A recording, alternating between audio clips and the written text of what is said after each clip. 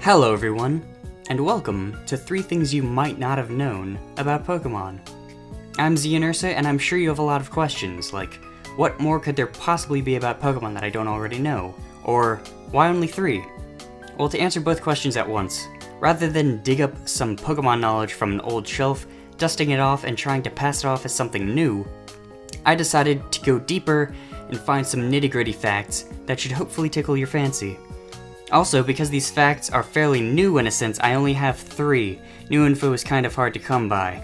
The information I found mostly pertains to Pokemon battling, so if you are more interested in Easter eggs or lore, I'm afraid this may not be your cup of tea. But let's not waste any more time talking about it, let's hop right into this and learn a thing or 2, or 3. Number 3. With the relatively recent release of Pokémon Red and Blue on Virtual Console for the 2DS and 3DS, I figured it would only be fitting to kick this shortlist off with some nifty info about the first generation of Pokémon. If you were unaware, in first generation Pokémon games, a Pokémon's critical hit chance is greatly influenced by its speed stat. The higher its speed, the more likely it is to crit an enemy. That's why a Pokémon like Persian is so useful. Persian is tied with Starmie for the 7th fastest Pokémon in Generation 1. Right below Alakazam and Ductrio and just above Gengar and Tauros. However, unlike many fast Pokemon, Persian learns a move called Slash, which has a high critical hit ratio. With a speedy Pokemon like Persian equipped with something like Slash, which is a move that is the same typing as Persian, then Persian can dish out some pretty serious damage. However, our focus is not on Persian. In fact, we have to look at the exact opposite end of the spectrum to find who we're looking for: Slowpoke. Slowpoke is the slowest Pokemon in Generation 1 with a base speed stat of 15, which is lower than Jigglypuff and Geodude's 20.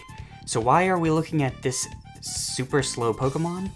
Well, because of how the formula is set up to execute critical hits, which involves the speed stat, there are some Pokemon that break this formula and can deal massive amounts of damage, namely, Slowpoke. Now, Slowpoke typically gets a pretty bad rap. He's used as a meme, hardly anybody actually uses him, and they all opt for Slowbro because of its Mega Evolution, and people have been calling other Slowpokes as insults since before he was even established as a Pokemon. I'm gonna check to see what Dexter has to say about Slowpoke. Slowpoke, the dopey Pokemon. No one can tell what a Slowpoke is thinking, if it ever does think. Its specialty is fishing with its tail. It's not very nice to call Slowpoke dopey. Right you are, Misty. The only dope Slowpoke is the kind some teens refer to when they mean something is cool, like, yo, I got an A on my test, that's pretty dope. Because of Slowpoke's ridiculously slow speed, it essentially breaks the system and, as mentioned before, can deal massive amounts of damage. In fact, it always one hit KOs. Would you like to see that again? Always one hit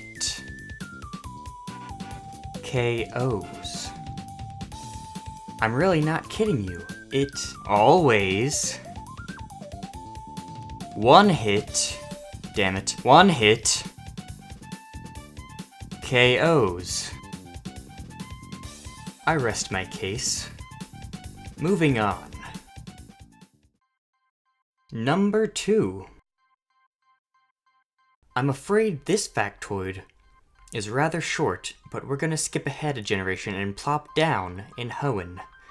If you are at all familiar with Pokemon, you probably have a basic understanding of Pokemon typings, ergo, type strengths and weaknesses. In the second generation of Pokemon, Foresight was added so that fighting and normal type attacks could hit ghost type Pokemon. However, come third generation, with Ruby and Sapphire versions, Game Freak decided they did not want to hinder the players too greatly if they were ever caught fighting a ghost type Pokemon. So, what you're about to see was recorded after several hours of attempts. It only happens once in a blue moon. So at first glance, it just appears to be a normal fight between very low-leveled Pokémon, a XeanUrsa and a Ghastly, a normal type and a ghost type. They are forever at odds, unable to touch each other, with Scratch and Lick. The only viable options are to lower the Ghastly's defense and for the Ghastly to put the XeanUrsa to sleep. And so the XeanUrsa woke up and uses Scratch, only to fail. However, this time, a miracle happened. This anomaly of sorts is just best described or explained as something put into the game that hardly anybody ever notices because it is far less likely to land a normal type attack or fighting type move on a ghost type than it is to find a shiny Pokémon.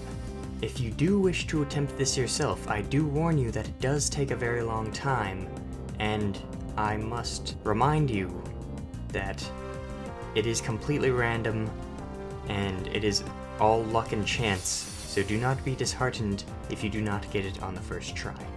But we're going to move right along to number 1.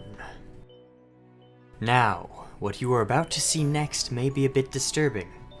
Not disturbing because it is gross, but because it has been supported by a rumor for years, and to actually witness the event truly leaves one feeling confused and uncomfortable.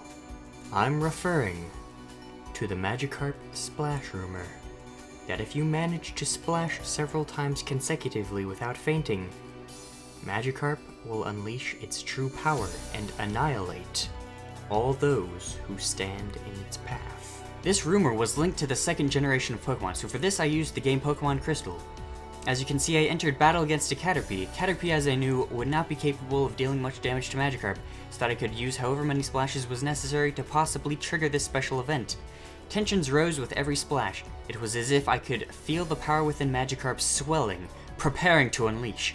My eyes locked onto the screen, hand in Cheetos bag, other hand firmly grasping my water bottle, other hand on the controller. I could feel Magikarp, much like professional athletes can feel the ball.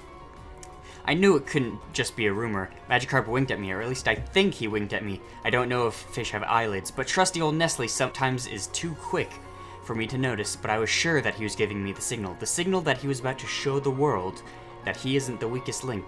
He was going to prove to the world that Magikarps are the super predator.